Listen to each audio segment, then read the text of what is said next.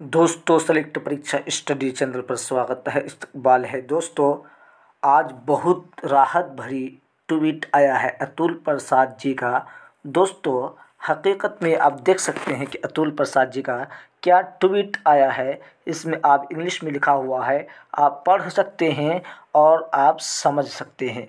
इसका मतलब ये हुआ कि बीपीएससी का जो एग्ज़ाम हुआ है उसका कट ऑफ कितना तक गया है वह बहुत जल्द जारी कर देगी बीपीएससी।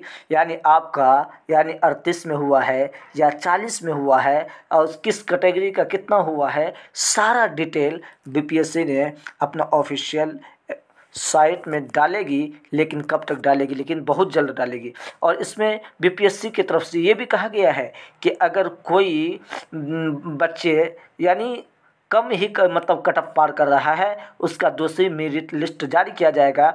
जैसे पहले में जितना का नियुक्ति हो जाएगा, उसके बाद दूसरे का क्या किया जाएगा, दूसरे का फिर मेरिट लिस्ट जारी किया जाएगा। अब देखते हैं कि क्या होने वाला है दोस्तों। लेकिन बात यह है कि जिसका जो कट ऑफ पार कर चुका है, हो सकता है कि उन लोगों के लिए बहुत बहुत अच्छा खबर निकल कर के आ रही है। लेकिन जो लोग कट ऑफ नहीं पार करे हैं, जो भी जिस कैटेगरी से है, अगर कट ऑफ पार नहीं किए हैं तो समझ जाइए कि उसका नौकरी नहीं लगने वाला है और उसका हो जाएगा। जो कट ऑफ पार कर रहा है 1 या 2 नंबर से छट गया है, उम्मीद है कि अगर दूसरी मेरी लिस्ट जारी करेगा तो वो सबका चयन हो जाएगा दोस्तों।